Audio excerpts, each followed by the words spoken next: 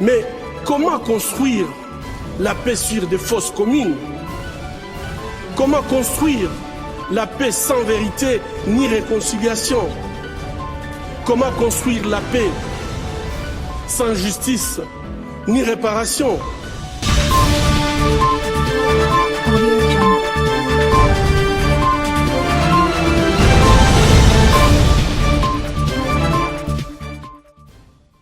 Bonjour à toutes et à tous, bienvenue dans l'émission Analyse et Perspective, une chronique de la Voix des Grands Lacs, présentée par moi-même Jean-Marie Ndagijimana. Notre invité du jour, c'est Monsieur Gilbert Mwenedata. Gilbert Mwenedata, bonjour.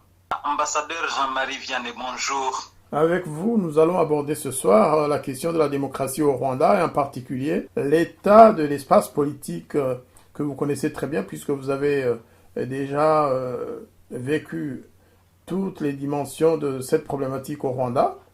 En effet, je rappelle quand même que vous avez été candidat aux élections présidentielles, les dernières de 2017, et que donc vous avez dû analyser le paysage, l'environnement, voir ce qui s'est passé, quels sont les obstacles que vous avez rencontrés. Comment en êtes-vous tiré dans un pays comme le Rwanda pour être candidat indépendant à la présidence de la République? Mais avant cela, les auditeurs seraient évidemment intéressés de découvrir qui vous êtes. Gilbert Mwenedata, qui êtes-vous et quel est votre itinéraire personnel et professionnel? Je vous remercie pour m'avoir comme invité dans cette émission. Et puis, comme tu l'as dit, je suis Gilbert Mwenedata. Et puis, je suis marié et père de 4 enfants. Je suis originaire de la province de l'Est au Rwanda, spécifiquement dans le district de Bugesera. C'est là où j'ai fait mes études primaires et puis les études secondaires, je les ai fait à l'IFAC, qui était l'Institut de formation apostolique de Kimihurura. Et aussi, j'ai fait les études supérieures à l'Université nationale du Rwanda. Donc, comme travail, j'ai travaillé avec les diverses organisations internationales et puis aussi dans les différents pays. Mais en grande partie, je dirais que j'ai travaillé avec l'Agence des États-Unis pour le développement, connue comme USAID. Et puis aussi, j'ai travaillé avec, je dirais que je travaillais dans les domaines de l'administration foncière, à la gestion des conflits. Oui, c'était surtout dans ces deux. Mais aussi au Rwanda, j'étais actif dans ce qui concerne la réconciliation et aussi dans la lutte contre la corruption. Donc, un peu de mots, c'est comme ça que je vais résumer les choses que j'ai faites juste en dehors de la politique, je dirais. Mais c'est ça que j'ai fait. Je vous remercie. Bon, sur le plan professionnel, nous savons qui vous êtes, quel a été votre parcours. Ceci dit, lorsqu'on parle du Rwanda, naturellement, on parle aussi de toutes les tragédies qui se sont déroulées, notamment celle de 1994. Quel âge aviez-vous en 1994 et comment avez-vous vécu le génocide? Ok, merci pour cette question. En 1994, j'avais 19 ans, donc j'étais à l'école secondaire. Spécifiquement dans cette période, c'était pendant les vacances, donc les vacances de Pâques. J'étais à la maison à Bugesera, à Ntarama. Ntarama, c'est un secteur dans le district de Bugesera et dans le temps, c'était la commune de Kanzenze. Donc j'étais à la maison et comme tout le monde le matin, quand j'ai regardé à l'extérieur, je voyais qu'il y avait un ça ne va pas. Quand j'ai cherché de l'information, un voisin m'a dit que, tu sais, le président Juvenal Habyarimana était mort. Donc, je savais bien que... donc, j'avais l'idée de ce qui pouvait s'en suivre. Et donc, je voyais que c'était vraiment un temps très difficile. Et je dirais que les jours qui ont suivi cet événement tragique, je dirais que ça a été vraiment très compliqué, pas seulement pour moi, mais aussi pour toute la famille, pour les voisins. C'était vraiment catastrophique. C'est tout à fait compréhensible. J'imagine que votre famille a été touchée de plein fouet par cette tragédie. Beaucoup, oui, beaucoup. Donc, je dirais que la nuit où donc l'avion qui portait le président Habyarimana a été abattu, cette même nuit, dans la famille, on avait perdu un oncle.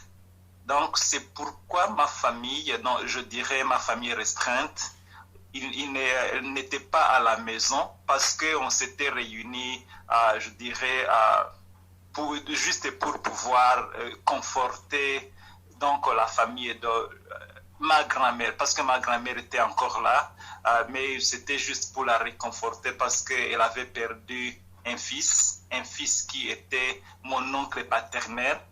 Donc comme ça, parce que la famille était réunie chez ma grand-mère, moi j'étais seul à la maison. Donc quand ça s'est passé comme ça, le jour suivant, moi aussi j'ai essayé d'aller rejoindre les autres. Et à partir de là-bas, on savait donc, tu sais, aux environs, on voyait déjà qu'il y avait des maisons qui étaient en flammes. Et on savait que c'était une question de temps pour que même nos maisons pouvaient être enflammées. Et on a attendu un peu, c'est ce qui s'est passé. Et tu vois, donc, il y a eu vraiment, je dirais qu'on voyait toutes ces choses-là, tuer les gens en pleine journée. Et tu voyais que c'était vraiment catastrophique. Donc, c'était au-delà de ce qu'on pouvait s'imaginer. Parce que même les gens qui ont pu survivre aux environs de notre secteur, donc ils sont venus sur notre village pour pouvoir, si on peut former une certaine résistance, mais on n'avait rien pour se défendre et finalement ça n'a fait que faciliter la tâche de ceux qui voulaient tuer, parce que tu voyais vraiment une masse de personnes qui étaient sans défense. Et donc, c'était très facile de venir et de tuer des milliers chaque jour, jusqu'à ce que, le FPR est arrivé. Mais à partir de ce moment, donc c'est là qu'on a pu. Mais il y avait vraiment un très, très petit nombre de survivants. C'était très, très petit, vraiment. En réalité, les auditeurs qui suivent notre émission comprendront que votre famille et les familles de la région étaient probablement ciblées par les tueries. Donc, cela va sans dire que vous êtes un rescapé de ce génocide et nous éviterons peut-être les détails, mais cela suffit aux auditeurs pour comprendre de quel côté vous étiez. Vous étiez parmi les victimes. Et donc, votre famille a été touchée. Voilà. On ne va pas entrer dans les détails, mais tout le monde comprendra ce qui s'est passé réellement. Et de toute façon, ça se sait, tout le monde sait qu'il y a eu un génocide au Rwanda en 1994. Contre principalement les Tutsis dans la zone qui était contrôlée par l'armée gouvernementale ou les forces gouvernementales ou le gouvernement plutôt. Alors que de l'autre côté du FPR, il y avait aussi des tueries. On n'y reviendra pas. Après, mais, ambassadeur, voilà. si vous permettez, je peux donner une petite clarification.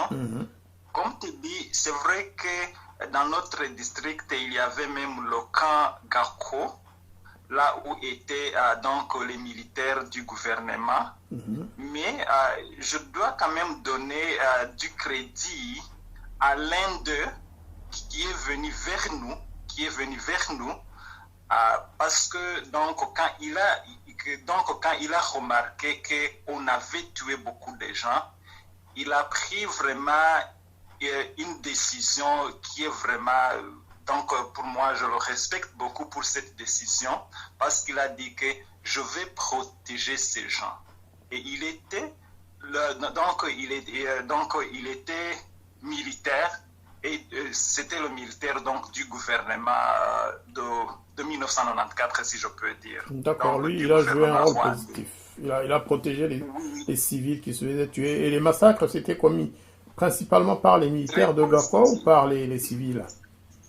oui, vraiment, il a joué un rôle très positif. Malheureusement, lui aussi a été tué. D'accord. Mais pour moi, je le prends vraiment comme un héros qui est mort en train de protéger les gens. Donc, je voulais vraiment donner ce crédit à lui parce que il y a eu quand même quelques-uns qui ont pu vraiment faire ce geste-là vraiment d'amour, d'héroïsme qu'il faut vraiment remercier.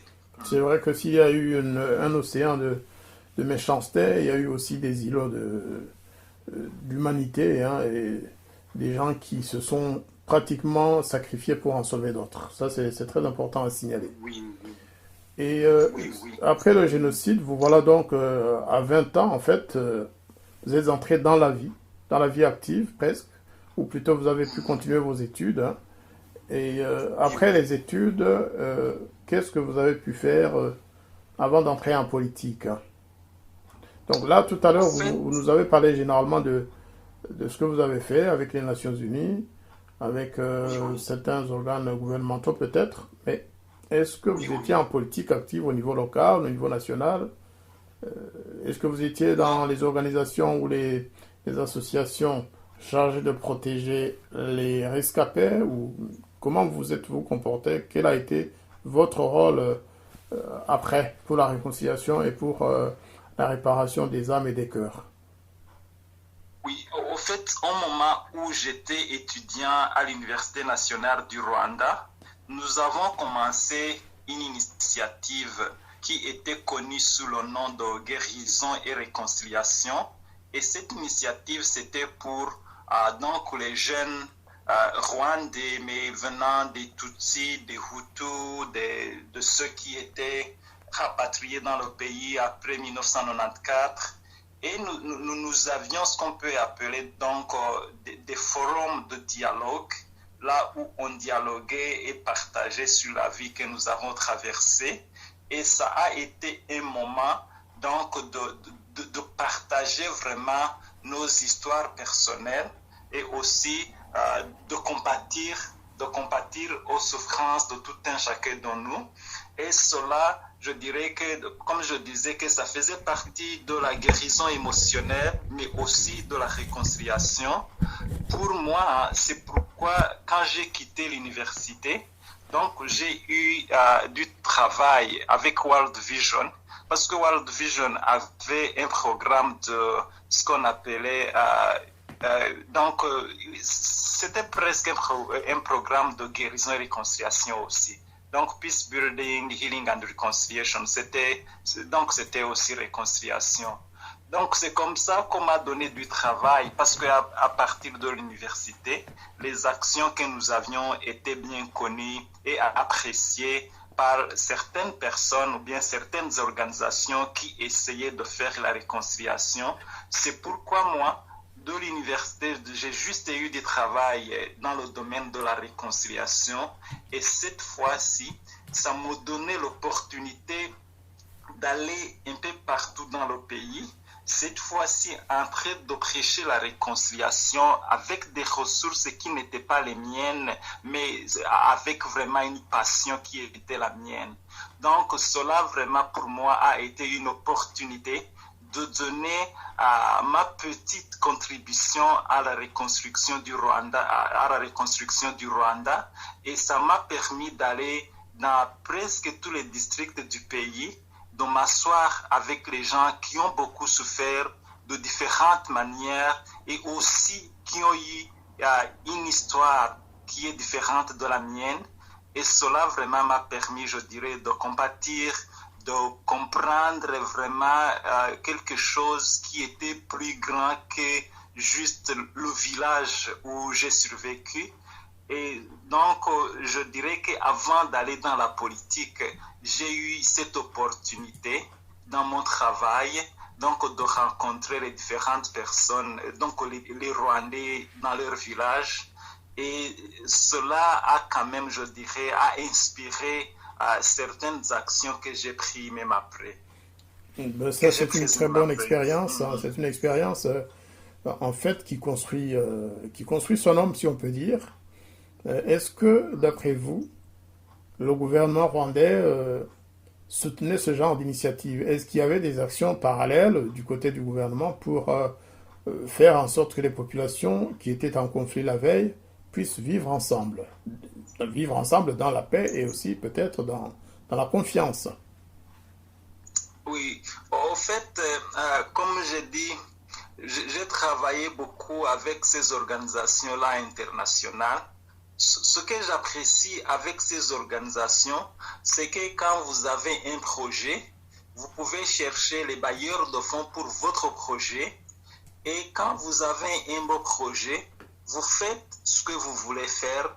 Donc le gouvernement le plus souvent, c'est vrai que le gouvernement peut suivre ce que vous êtes, ce que vous faites, mais en grande partie, je dirais que quand même, il y a une certaine liberté de faire la mise en œuvre de ce que vous avez planifié dans votre projet.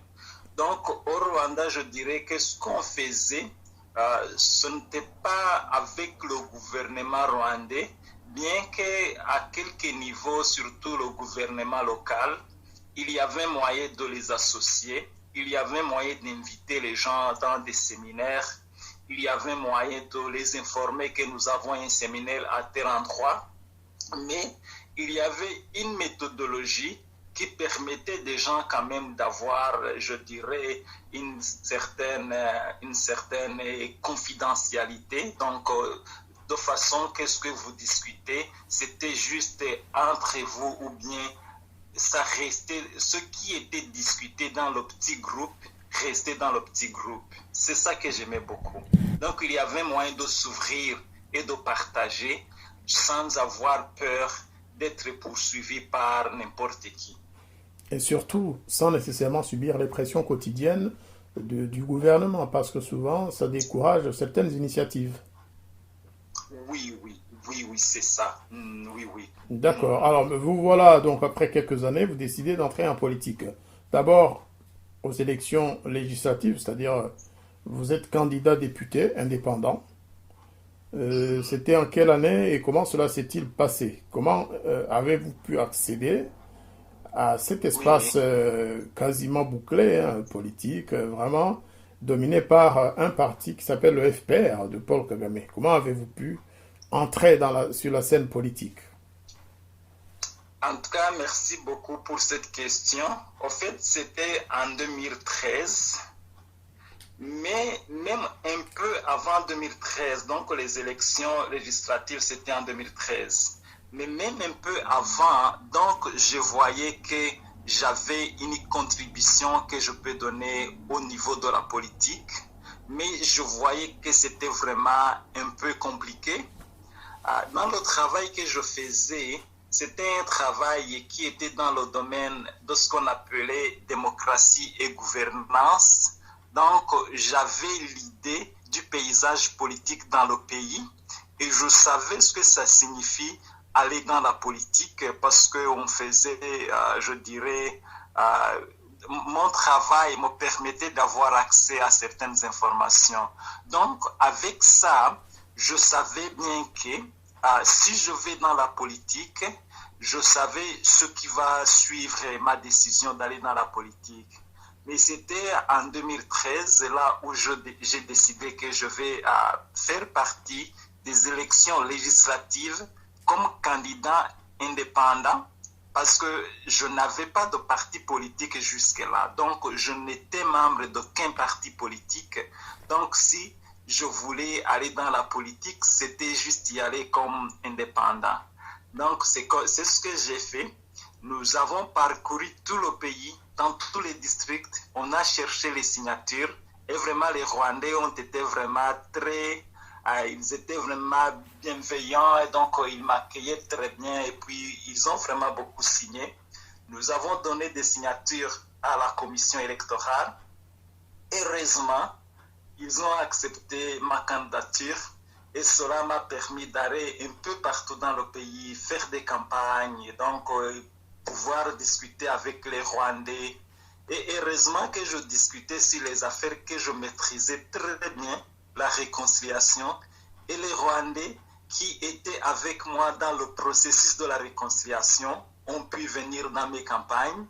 Et je discutais sur d'autres choses là, comme la lutte contre la corruption. Sur ça aussi, je faisais quelques programmes sur la radio et il y avait les Rwandais qui appréciaient ces programmes. Donc, c'est comme ça que dans 2013, je suis comme une personne. Donc, les gens ont dit que c'était vraiment une surprise et donc qu'ils ne s'attendaient pas à ce que moi, qu'ils connaissaient, je vienne sur la scène politique. Eh bien justement, Gilbert Mwenedata, parce que là, vous attisez notre curiosité. Vous dites que vous avez fait le tour du pays pour des élections législatives comme député, en fait. Au Rwanda, ces élections sont organisées comment? Pour vous faire élire, il faut aller partout dans le pays ou vous représentez une certaine circonscription électorale? Au fait, ce que j'ai aimé beaucoup sur ce qui concerne candidats indépendants, c'est que vous allez partout dans le pays. Et ils ont fait ça pour compliquer la chose. Donc, ils ont fait ça pour compliquer la voie qui mène au Parlement ou bien à une autre opposition qui demande les élections. Oui. Mais pour moi, ce que je voulais une opportunité d'être en contact avec les Rwandais et dans un espace qui était, je dirais, un peu permis, si je peux dire. Donc, dans un cadre qui pouvait me permettre d'aller vers les Rwandais. Donc, au Rwanda, quand vous êtes candidat indépendant, vous représentez tout le pays. Donc, comme j'ai dit que je suis de Bugesera, si une fois élu, je ne représente pas le district de Bugesera. Je représente tout le pays et c'est dans tout le pays que les gens vont voter pour moi. Donc, j'étais sur la ballot paper, donc c'était un peu partout dans le pays, je dirais. Ça voudrait dire qu'un candidat du parti FPR ou du PSD ou un autre, eux représentent des partis bien déterminés du territoire rwandais, des populations d'une certaine circonscription et pas les indépendants. Au fait, ça c'est aussi un problème pour les députés au Rwanda. Même pour les partis politiques, disons s'il y a des candidats, la liste là de FPR. Oui. Donc si un candidat est élu, il est élu sur la liste de FPR, mais d'après ce qu'on dit, il va représenter tout le pays. Donc c'était comme si tu es de la province de l'Est et que vous êtes élu, vous ne représentez pas seulement la province de l'Est, mais c'est tout le pays. Cela, ça s'applique seulement dans le Sénat. Dans le Sénat, ils sont votés d'après les provinces, mais pour les députés, c'est donc tout le pays. Ce sont des élections, comme on le dit, on les fait d'une façon directe et c'est pour tout le pays. Mais pour le Sénat, c'est d'une façon indirecte, donc à travers ces gens-là qui sont, qui représentent les électeurs. Mais pour les députés, c'est une façon directe, mais c'est pour tout le pays. En fait, it doesn't make sense. Donc, it does make sense. Oui, Yeah. right. Vous avez raison. En fait, c'est pas normal qu'un député de Byumba aille représenter la population de Kibuye. C'est pas normal parce qu'il la connaît pas. Il la connaît pas. Il a jamais vécu là. Les gens ne le connaissent pas. Et donc, en fait, c'est le député de son parti, sans plus. Mais on y reviendra dans une autre... Absolument. Au fait, voilà, c'est ça. Ils représentent leur parti. Voilà, et on y reviendra dans un autre entretien parce que c'est très intéressant de connaître, disons, le paysage politique à ce niveau-là. Hein. On a souvent entendu les Rwandais dire les députés ne servent à rien, ils ne nous représentent pas, ils ne parlent pas en notre nom. Mais non, ça s'explique déjà un tout petit peu par cette loi électorale, en fait, qui n'est pas la loi du peuple qui souhaite avoir des représentants. Oui, C'est des députés des partis politiques, en réalité. c'est ça, au fait. Et alors, qu'est-ce qui s'est passé après votre tournée? Ça n'a pas abouti. Pourquoi? Quels ont été les obstacles à votre élection? C'est parce que vous n'aviez pas assez de moyens? C'est parce que les gens derrière ont découragé la population de voter pour vous? Qu'est-ce qui s'est passé exactement en Mwenedata? Au fait, pour ce qui concerne les moyens, hein, en fait, j'avais plus que certains partis politiques. En fait, je dirais qu'à part le FPR, pour ce qui concerne les moyens, les autres partis, il n'y avait aucun parti politique qui avait plus que j'avais. Donc, je pouvais aller un peu partout dans le pays. Donc, les moyens financiers ou bien les ressources humaines n'ont pas été un problème pour moi parce que j'avais une très grande équipe et il y avait vraiment des gens qui nous soutenaient en grand nombre. Et aussi, donc, on avait assez pour pouvoir gagner les élections.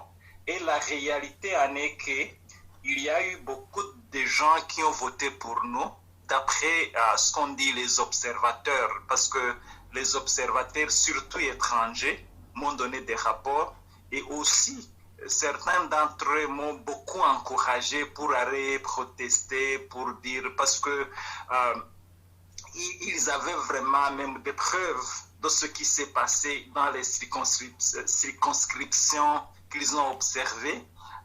Mais pour moi, je voyais que vraiment, je savais que l'espace politique au Rwanda était vraiment fermé. Et donc, je n'avais pas eu le courage d'aller pour donner... Pour faire un recours... d'aller dans la justice. Voilà, pour faire un recours. Oui. Alors, vous voilà donc à la fin des élections législatives. Vous n'êtes pas passé, mais vous avez quand même tenu à le faire en 2017, aux élections présidentielles. Une fois encore, comme candidat indépendant. Qu'est-ce qui vous a poussé à aller si loin? Ok. Au fait, ma candidature à la présidence de 2017 était surtout inspirée par ce qu'on disait dans le pays, parce que d'après le discours qui était devenu un discours national, c'est que le Rwanda ne pouvait pas avoir une chance d'avoir au moins une seule personne qui pouvait avoir le courage de donner le leadership, donc le courage de diriger le pays, si je peux dire, parce qu'on disait qu'il y avait une seule personne, en la personne du président Kagame, qui pouvait vraiment aider le pays, qui pouvait qui incarnait le meilleur que le pays pouvait avoir. Et donc vous avez décidé de le défier, en fait. Vous avez défié le président Kagame en vous portant candidat à la présidence. En fait, c'était ça. Donc, notre message était que le Rwanda n'a pas eu juste un fils unique, donc une seule personne qui peut diriger le pays. Et puis, je savais qu'on avait changé la constitution juste pour lui. Je savais bien ça. Et je savais que c'était difficile. Mais je voyais qu'il y avait un message qui devrait se dire au Rwanda. Et il y avait quand même... je voyais que vraiment c'était une opportunité pour que les Rwandais puissent écouter un autre message et pour que les Rwandais puissent connaître que ce n'est pas tout le monde qui a dit oui à ce message qui était tout à fait faux. Mais donc, c'était ça qui m'inspirait. Je connaissais bien que ce n'était pas facile, je voyais bien les conséquences, mais pour moi, ce qu'on a dit dans cette période, c'est quelque chose que j'ai anticipé même longtemps avant, parce que je voyais bien comment le pays fonctionnait et je savais bien que même en 2013, quand je me suis présenté aux élections législatives, je disais que je peux faire la même chose en 2017 parce que c'est vrai que je ne savais pas qu'en 2017, Kagame va se présenter encore à sa réélection. Mais pour moi, je disais, mais en 2017, quand je voyais le message qui était là, j'avais vraiment un vif désir d'aller défier ce message et je l'ai fait. Et c'était très bien comme ça parce que il faut rappeler qu'en 2015, en fait, la Constitution a été modifiée précisément pour porter, ou plutôt permettre à Paul Kagame de se représenter. Vous le savez très bien, chers auditeurs, que depuis 1994, en fait, même si Paul Kagame a d'abord été discret, qu'il a occupé des fonctions de vice-président, quelques années plus tard, il était président, et donc on peut affirmer, sans se tromper, que depuis 1994, le chef au Rwanda, c'est Paul Kagame. Et donc en 2015, alors que tout le monde attendait, d'ailleurs lui-même, Paul Kagame l'avait affirmé, il avait dit « je ne serai jamais candidat à la présidence lors des prochaines élections ». Il l'avait affirmé à plusieurs reprises. Et voilà qu'en 2015, il fait changer la Constitution avec une nouvelle Constitution qui lui permet de se présenter jusqu'en 2034. Et c'est dans ces circonstances-là donc que vous, Gilbert Mwenedata, avec quelques autres jeunes candidats, avez osé le défier aux élections de 2017. Qu'est-ce qui s'est passé pour vous? Et qu'est-ce qui s'est passé? Quel a été le sort des autres candidats qui, comme vous, ont essayé d'occuper le terrain? En fait, parce que même la période qui était à l'approche des élections présidentielles de 2017, il y a eu des événements qui étaient des menaces ainsi que des violations à la liberté d'expression, à la liberté d'association. Donc, on voyait même ce qu'on a fait pour les journalistes, quelques journalistes d'investigation qui ont été arrêtés, et aussi il y a eu les journalistes de East African qui ont eu leurs computers confisqués. Donc, avec cet environnement-là, même nous, on savait bien qu'on préparait vraiment les élections présidentielles de 2017 dans un environnement qui était vraiment très tendu. Et nous, comme avec ta question de voir ce qui s'est passé pour nous, quand même, il y a eu quelques candidats qui ont eu le courage de se présenter. J'étais parmi eux. Il y a eu Diane Shima-Rwigara et il y a eu aussi Barafinda Sekikubo-Fred. Il y a eu d'autres là. Donc, je mentionne les trois qui n'ont pas pu continuer pour des raisons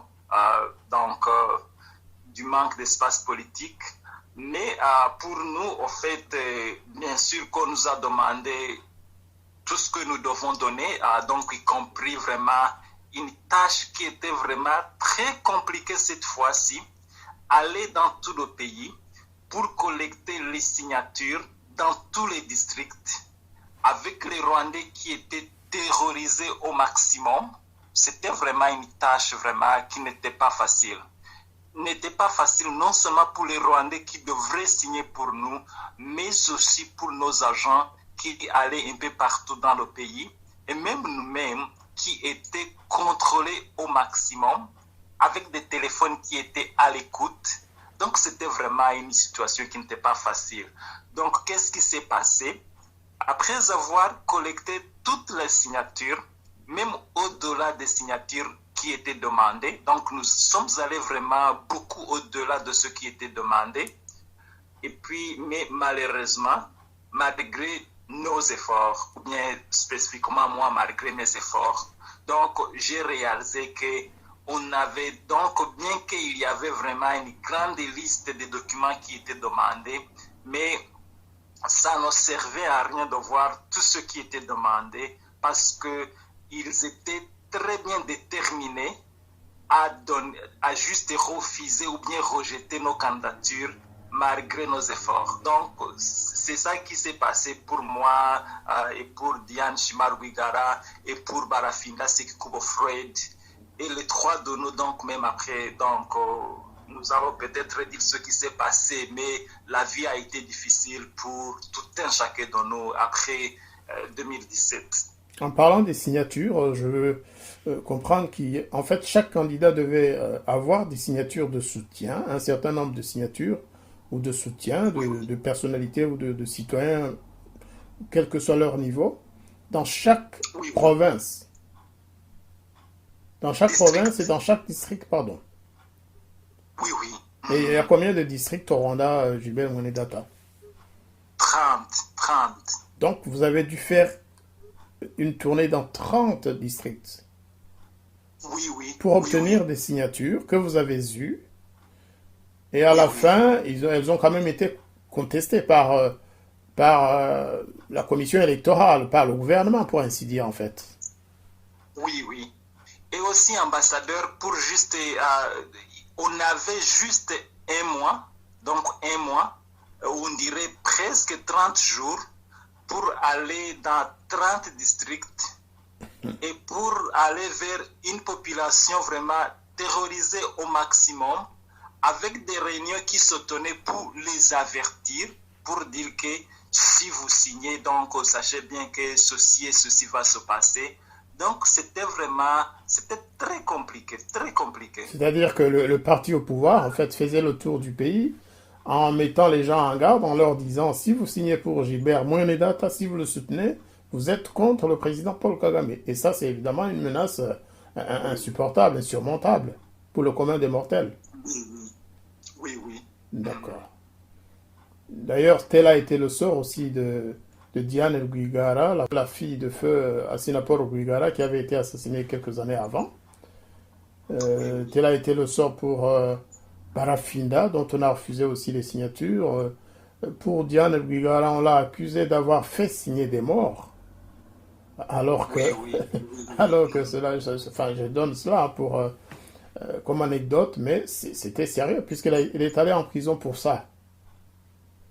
Et aussi, donc, vous savez, même avant que Diane aille en prison, même les gens qu'on envoyait dans les districts pendant ces 30 jours-là, pour donc sillonner tous les 30 districts, même toutes ces personnes, le plus souvent, tu envoyais des gens pour ne pas retourner.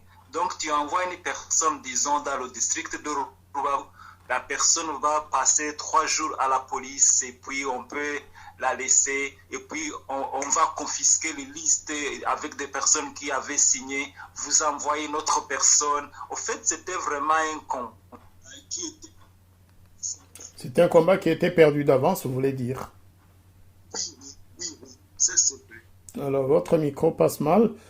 Il y en a même, il y a parmi vos collaborateurs, notamment en ce qui concerne Diane Rwigara, il y a un ou plusieurs collaborateurs qui avaient pour mission de récolter les signatures dans les districts et qui ont disparu. Oui. Voilà. C'est cela, en fait, l'image de l'espace politique au Rwanda.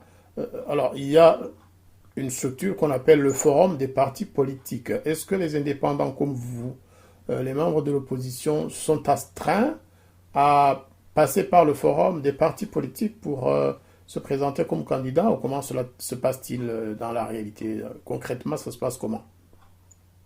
C'est quoi le forum? Le forum des partis politiques, d'abord, c'est quoi exactement? Il sert à quoi? Qui sont membres de ce forum et qui ne le sont pas?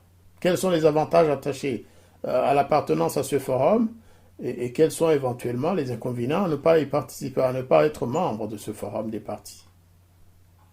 Au fait, quand vous voyez le forum des partis politiques, c'est un mécanisme de contrôle.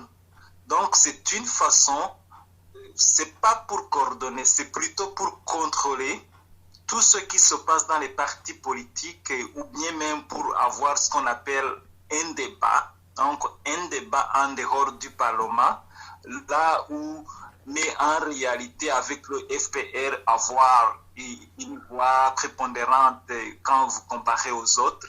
Donc, pour ces raisons, que quand tu dis que c'est quoi le forum des partis politiques, c'est juste un mécanisme de contrôle. Mais pour les candidats indépendants, en fait, c'est ça que j'aime pour les candidats indépendants, vous ne devez pas passer à travers le forum. Donc, vous avez votre indépendance. Vous ne partez pas à travers le forum des partis politiques.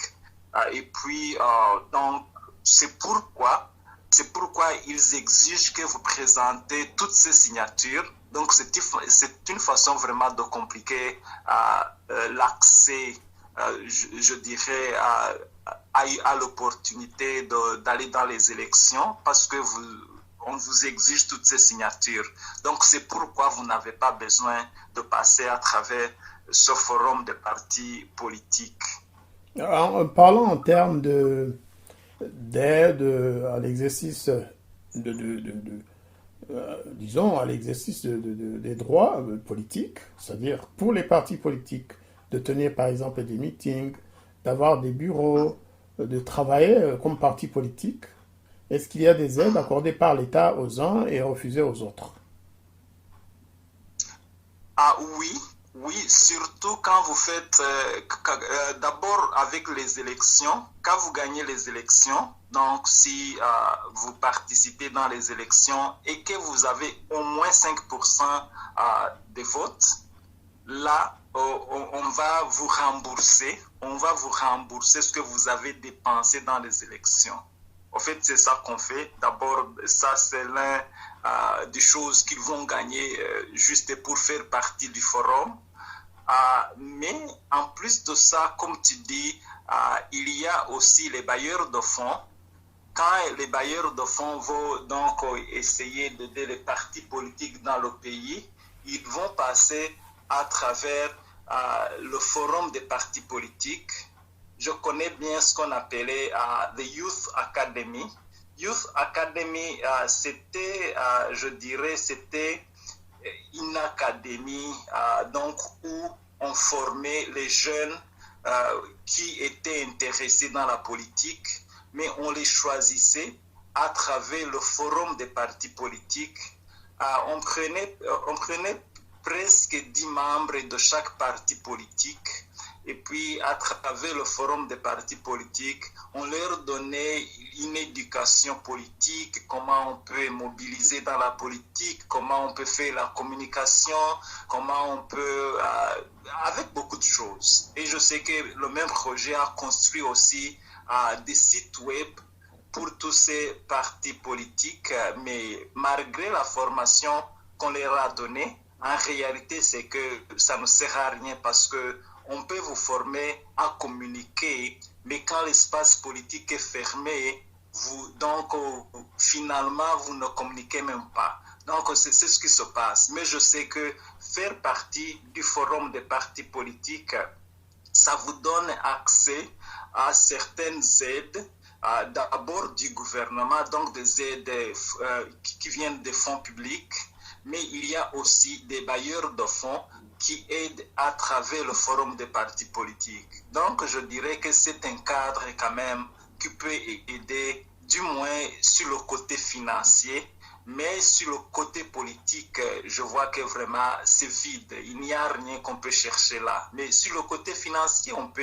avoir quelque chose. Vous voulez dire en fait que le forum des partis politiques, c'est un cadre incontournable pour exercer pour faire de la politique de manière coordonnée, c'est-à-dire contrôlée par le FPR. Qui domine? Oui.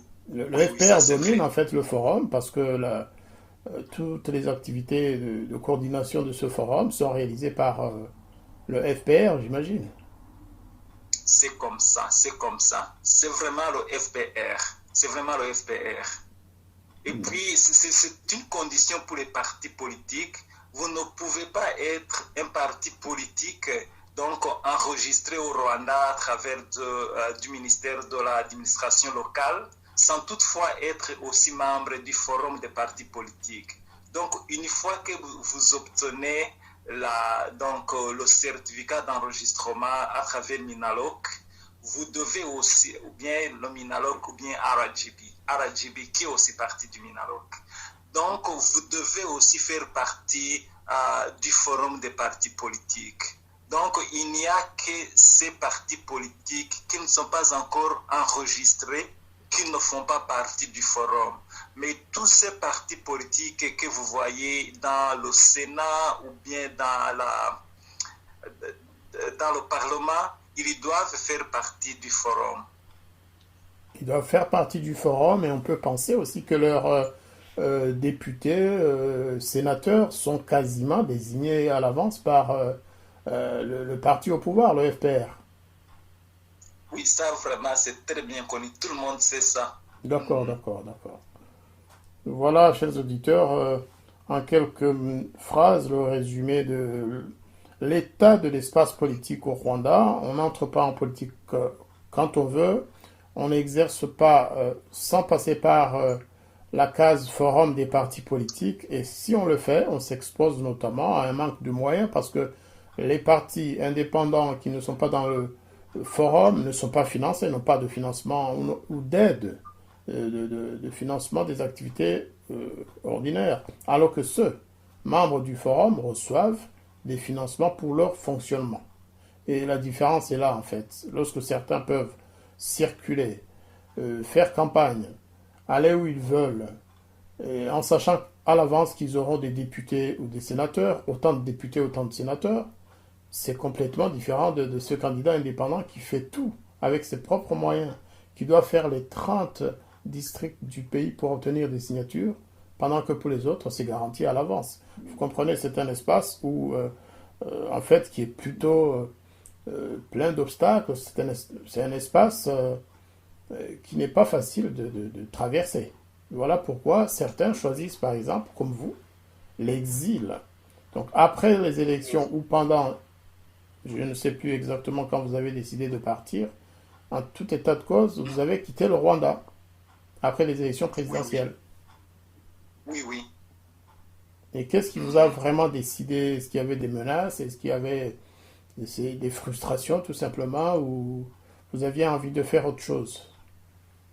Oui, il y avait des menaces et surtout, comme je l'ai dit un peu avant, donc tu vois, quand tu es contrôlé au maximum et tout ce que tu fais, toute personne que tu rencontres, donc finalement, ça arrive à un point où tu vois que c'est trop. Et puis, il y avait aussi ces interrogations-là avec des services de sécurité. On vous appelle, donc vous passez une demi-journée en train de vous poser des questions. Vous voulez dire des interrogatoires de police? Oui, des interrogatoires de police. Et puis, quand vous rentrez, vous avez un rendez-vous pour retourner. Et puis, vous savez qu'une fois vous retournerez, pour ne pas retourner, donc vous irez dans les interrogations pour y rester.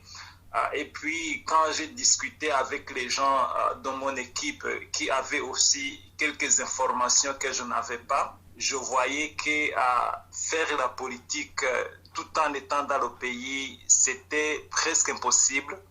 Et puis, d'une façon, je dirais, hâtive, donc d'une façon qui n'était pas vraiment planifiée, j'ai dû quitter le pays parce que tout simplement, je voyais que il n'y avait plus quelque chose que je pouvais faire comme une personne qui avait la liberté, parce que je n'avais vraiment plus de liberté. Et vous aviez quel âge lorsque vous avez quitté le Rwanda?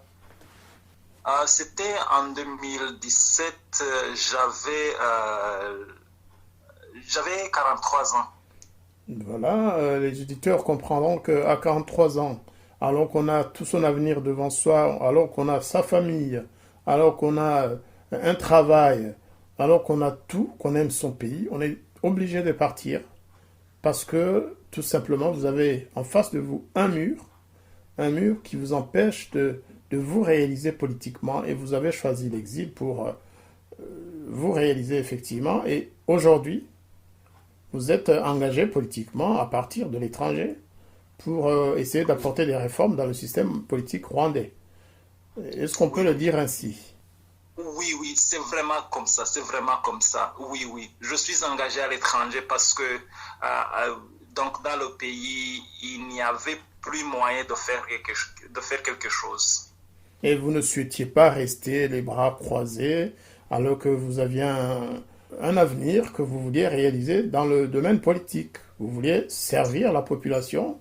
On vous a empêché de le faire au niveau des élections législatives, vous qui ambitionnez de le faire. Les élections présidentielles, vous vous retrouvez face à Kagame. Et généralement, lorsqu'on l'a défié, il vaut mieux effectivement partir ailleurs. Il vaut mieux aller voir ailleurs pour sauver sa peau, comme on dit, et celle de sa famille. Est-ce qu'aujourd'hui, aux États-Unis où vous êtes, puisque c'est votre pays d'accueil aujourd'hui, est-ce que vous faites de la politique ou est-ce que vous engagez dans des mouvements politiques de l'exil? Je ne veux pas dire contre le régime de Kagame, mais je veux dire, est-ce que vous essayez de contribuer à faire avancer les choses, à faire libérer l'espace politique afin que la démocratie s'installe dans notre pays? Est-ce que vous êtes engagé dans ces milieux-là? Oui, oui, oui, oui. Parce que même quand je suis arrivé, donc je dirais que bien que je voulais pour moi avoir la liberté, mais aussi j'avais à cœur des gens vraiment qui ont combattu avec moi au Rwanda pour l'ouverture de l'espace politique, ceux qui sont se présentés aux élections présidentielles, parce que déjà au moment où j'ai quitté le pays, Diane Rwigara ainsi que sa mère et sa sœur, elle était déjà en prison. Donc je voyais que si je quitte le pays, je savais qu'il y avait quelque chose que je pouvais faire, pas juste pour moi-même, mais aussi pour les autres qui étaient restés dans le pays. Parce que tu sais, quand tu as fait aussi partie du processus, tu as aussi des informations et tu sais qu'avec ces informations, il y a moyen d'informer l'opinion, donc l'opinion internationale, pour qu'elle sache ce qui se passe dans le pays. Donc c'est comme ça, au moment où je suis arrivé en asile, donc j'avais aussi la volonté d'essayer d'informer les personnes qui pouvaient faire quelque chose pour la libération de mes collègues dans la politique, pour que donc nous puissions élever nos voix, pour qu'elles puissent être libérées.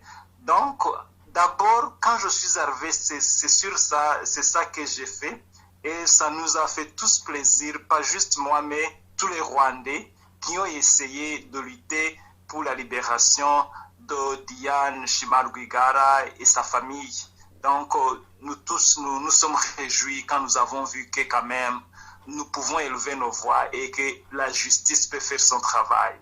Du moins pour cette fois-là, la justice a été rendue à Diane et à sa mère. Donc, mais pour ceux qui restent dans la politique du Rwanda, ou bien pour nous qui sommes actuellement dans la diaspora, je peux dire que quand même,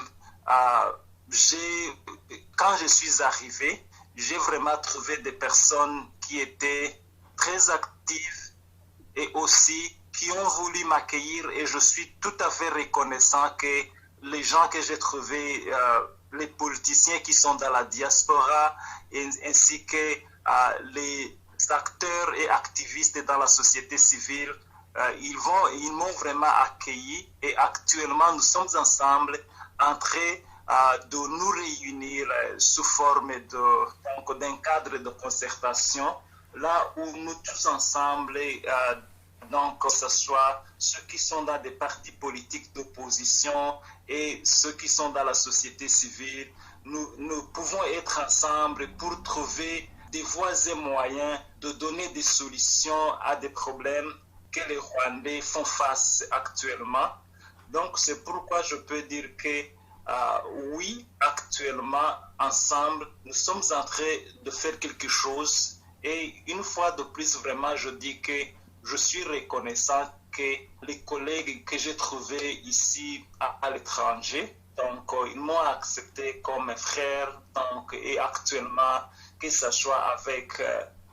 soit même avec vous, l'ambassadeur, ainsi que les autres acteurs politiques, ainsi que les acteurs de la société civile qui sont dans la diaspora, je vois que nous sommes en train de nous organiser d'une façon systématique, forte et qui donne vraiment, je dirais, l'espoir pour l'avenir du pays.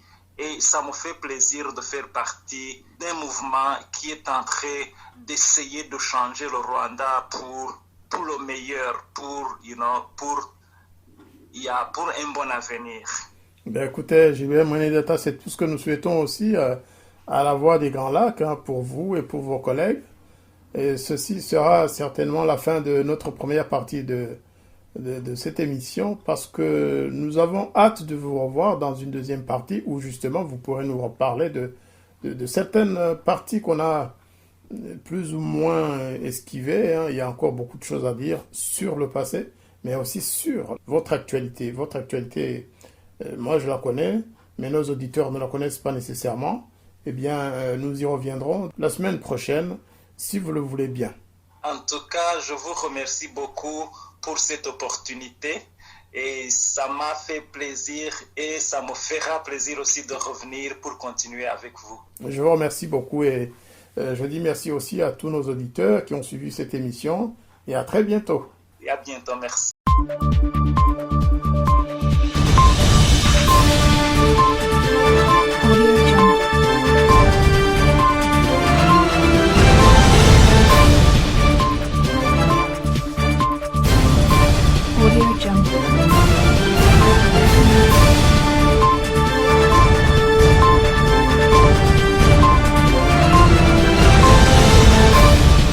Mais comment construire la paix sur des fosses communes?